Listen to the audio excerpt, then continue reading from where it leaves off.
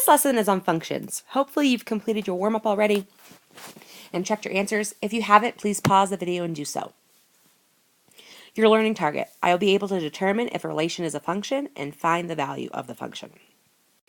So what is a function? A function is a relation in which each member of the domain is paired with exactly one member of the range. Pause the video and fill in those words on your note sheet. So what this means is when each member of the domain, which are our x values, are paired with exactly one member of the range, which are our y values, they go into this machine. X is our input and output is our y. We're going to call it f of x. We'll talk about that in a few minutes. So in a more simpler way of what this means is here I have my machine. I'm putting in an x value. And in here it's being worked in a formula. And outputting is a y. If only one y comes out, then it's a function. If two y's come out, and we'll call them y1 and y2, then it is not a function. So we're going to look at this in a couple different ways to see how this works in examples.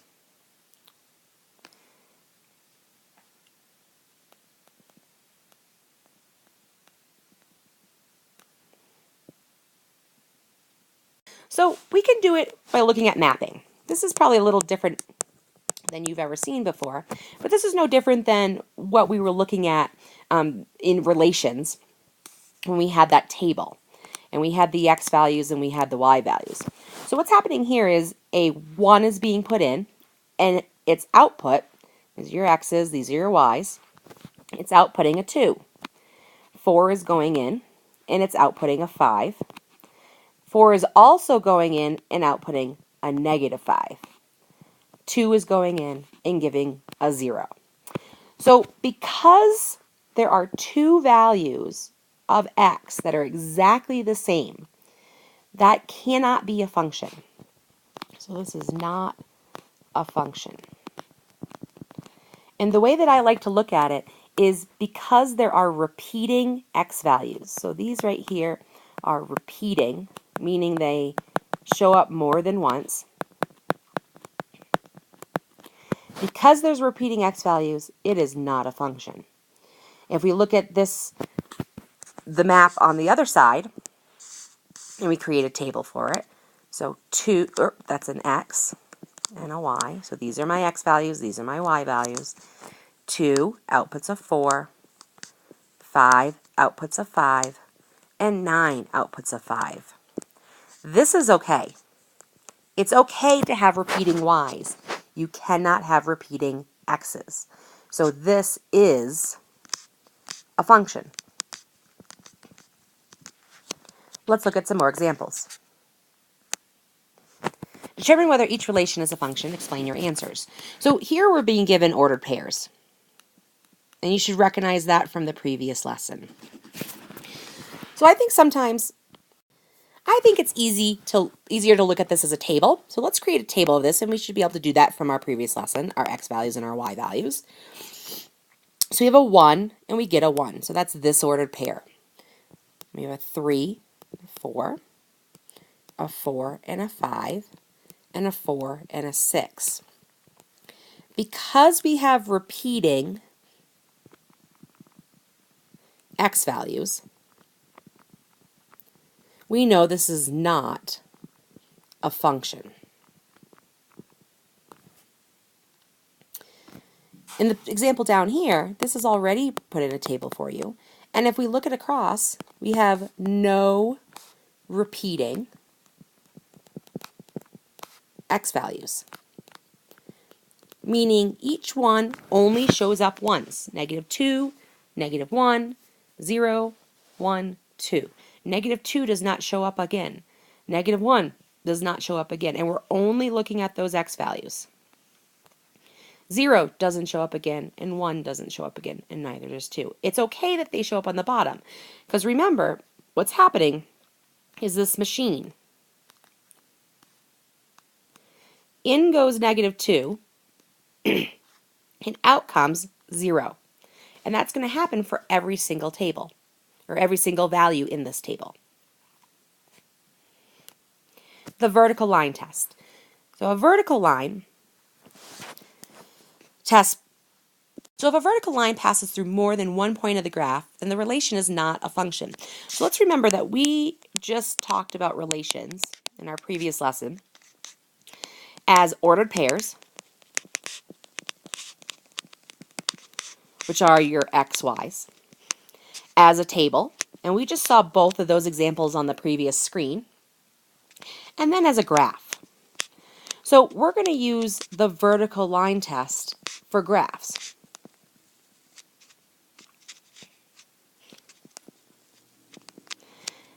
I'm going to use a vertical line from the program here, and I'm just going to be able to move that around back and forth. What's nice for you is you have a vertical line in your pencil. Put your pencil on your paper and move it just like this as a vertical line. Roll it back and forth. Okay, let's look at some examples. So I'm going to get my vertical line again. And look at A. And I'm going to move that vertical line, just going to roll it just like you would with your pencil, across that graph. And if that vertical line touches the graph in more than one spot, so we're looking at this curved graph right here, and we can see that it hits the graph right here and right here. So if I move that vertical line out of the way, it hits it in more than one spot. So 1 hit, 2 hits. So because it hits it in more than one spot, this is not a function. In this example here, we are looking at this linear line. We've graphed these, okay? We're not looking at the coordinate system, we're looking at that linear line.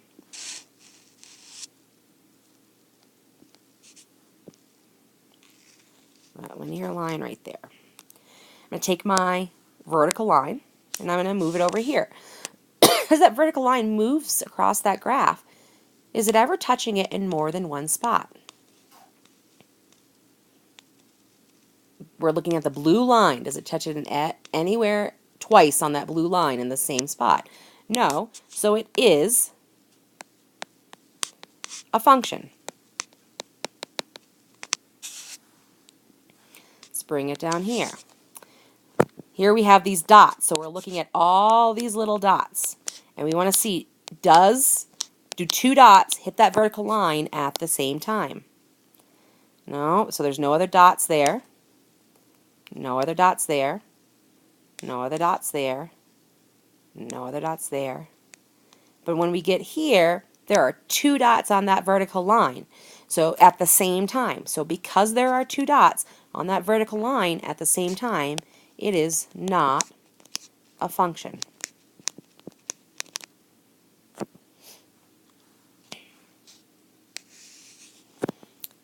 Move over here. As we move this across, so now we're looking at this line right here, okay, that graph of that line. We're moving this across, and as we get to that blue line, how many times does it hit that blue line? Lots of times, infinite number of times, there, all the way down. So because it hits it more than once on that vertical line, it is not a function.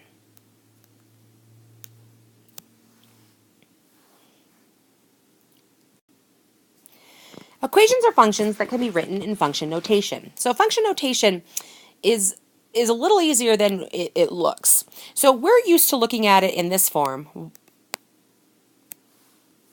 Y equals mx plus b. Okay? And what we did, we created a table, and you were given some x values. So say 0, Actually, let's start with a negative value. So negative 1, 0, 2. Okay, and we put those in there. So y equals 3x plus 5. We made a whole table of these. So what happened was we took the negative 1 and we put it in for wherever we saw x. So that's negative 3 plus 5. And our output value, that y, was a 2. And we could do that with the 3 and the 0. So inputting that 0, so that being a 5, putting that 2 wherever we saw it, and that's a 6 plus 5, so that's 11. So we did this in a lesson in the previous chapter. Okay, so now this is going to look a little different. Instead of being given a table with these values like this, you're going to be given the function notation. This right here is the function notation, and it's read as f of x. And what's going to happen, instead of a table, it's going to give you f of negative 1. And all that means is that wherever I see the x value, I'm going to put in that negative 1. So 3 times negative 1 plus 5.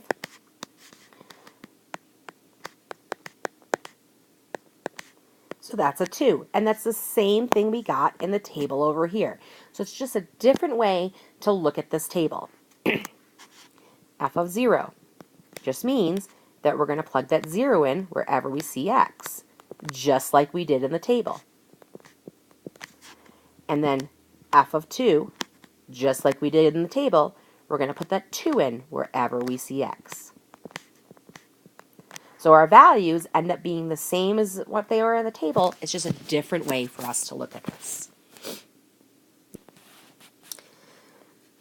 So this is just another way that the y and the f of x are the same thing. We don't really need to worry about that too much.